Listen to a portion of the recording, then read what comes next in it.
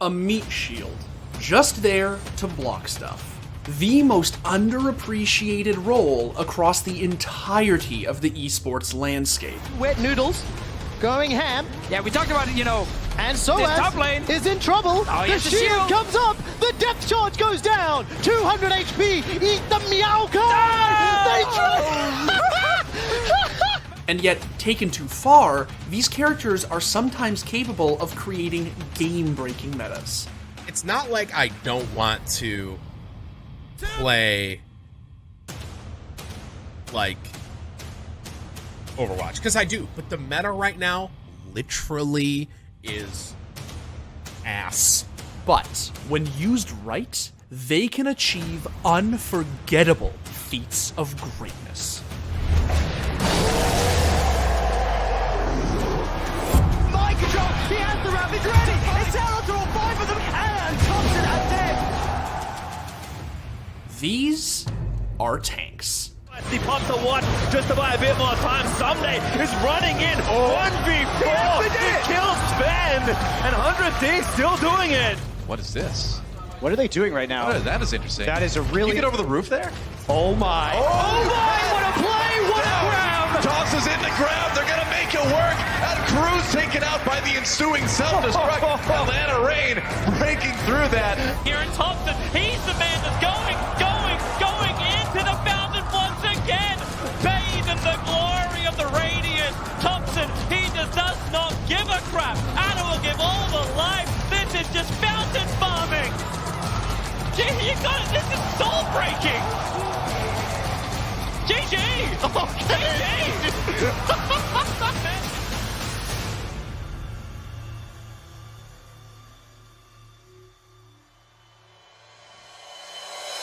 What is the first thing that comes to mind when you hear the word tank? Chances are, it's probably something to do with size. I might as well use it.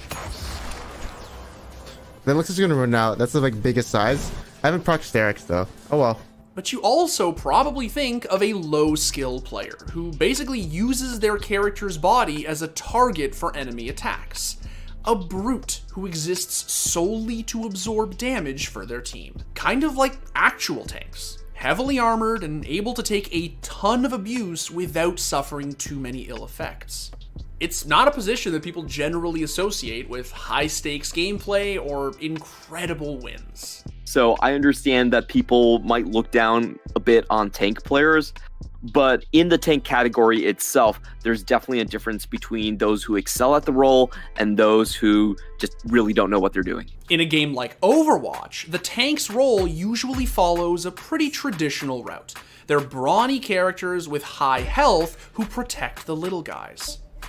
They're going to have the nano boost from Jonak. We'll see which target he wants to go for. It's very likely going to go for the Winston, but actually going to put it on the Genji instead. A beautiful hook. Libero's out of the fight.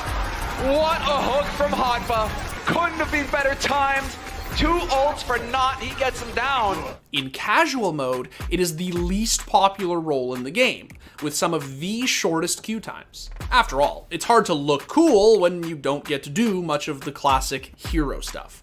Lots of players just want to click heads, but for those in the know, the tank role has obvious advantages. 경기를 봤을 때 이제 단순히 킬러그가 높다고 무조건 잘하는 선수는 아니지만 약간 자기 역할을 톡톡히 하고 있다고 느끼는 선수들의 특징은 상대팀의 딜러들의 킬러그가 잘 안 나옵니다.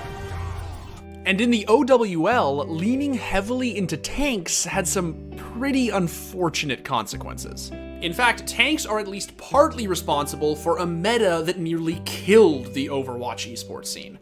Goats. As soon as they see the defensive setup, they will just simply swap it away. Crucial time lost here for the Outlaws. I'm just letting the fans give their the fans here in the studio give their opinion. Well, you want your team to win, right? They're going to have to play what's meta. And the 2-2-2 roll lock that was meant to counteract the damage. I think for me, Overwatch is like picking random heroes and doing good with it, even whether it be like a tank, a support, whatever the f, and then just 2-2-2 lock made it so like fucking stale for me. And then banning like hero, dude, that shit is so annoying. But in spite of the grief that it brought to the professional scene, in both the OWL and competitive at large, it is a role that is widely considered to be crucial to a team's success. Tanks are the ones on the front lines, breaking apart fortified positions like closely grouped enemies and narrow choke points. And the role itself can be approached from two different angles, creating space for your team on the front lines as the main tank. Huck's gonna be eliminated. Into the back goes Gooseberry. Has Custa completely locked in the room. Will be able to take him out. Follows up for the other support of Kraken. Gonna be going down. And he is not done yet. Just chases deep. Gets absolutely everybody. This guy has been on fire all weekend long. Or peeling for your team as a surprising source of damage from the sidelines as an off tank. Tries to use a grab, but Mecco takes it away. That can actually do it. Sound barrier comes through. They lock him up. Mecco's dropping the bomb up over the top. Can he get the picks? Yes, he absolutely can. A quadra kill for Mecco. In a game that revolves around attacking and defending these points, using tanks correctly is often the only way to ensure that your team can push through or survive the round. In short, tanks are a lot more big-brained than people think. That said, it does take a certain type of player to do well in the role. In Dota 2, for example, there aren't really any tanks in a traditional sense. It's not even formally considered a role.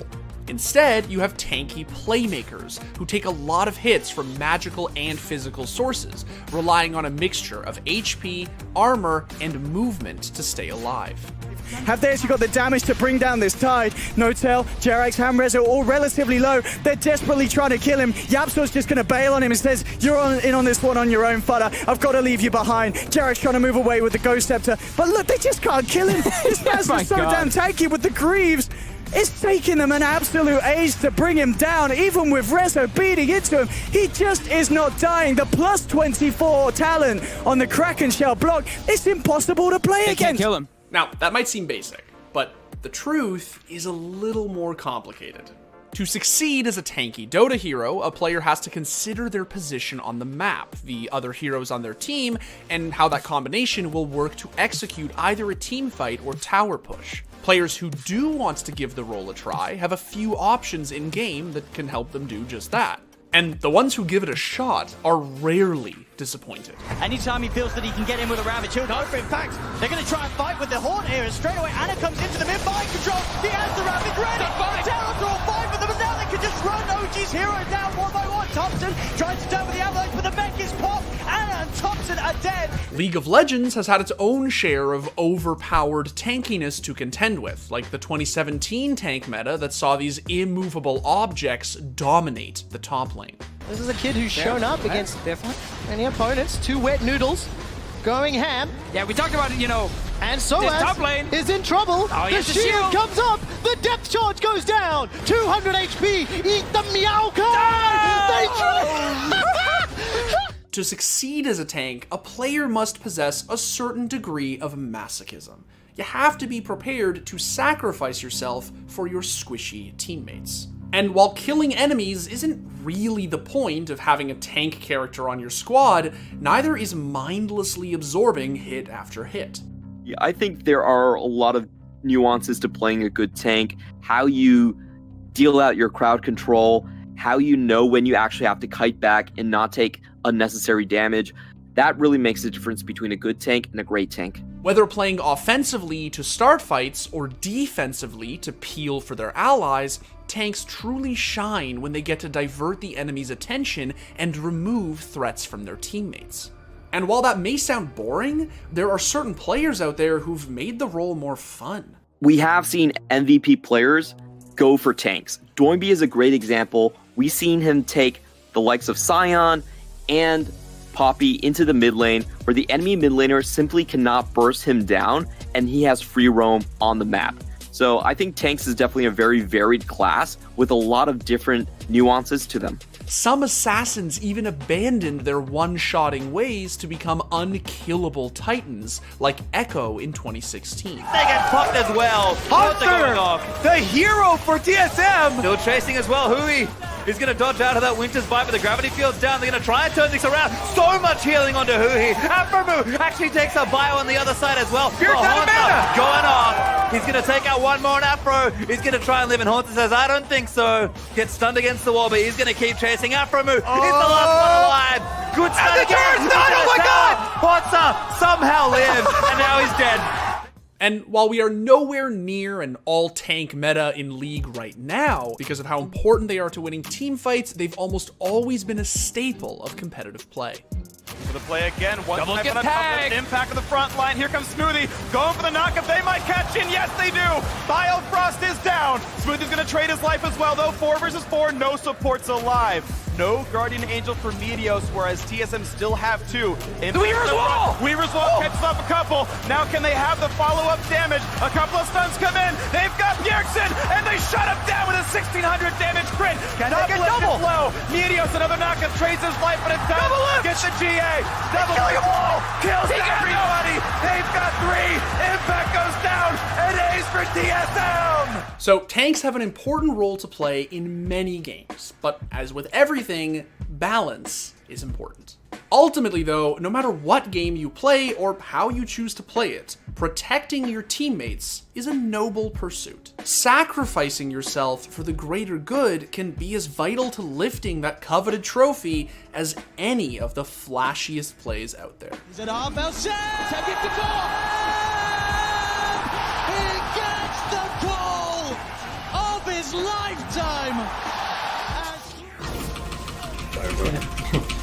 I had to.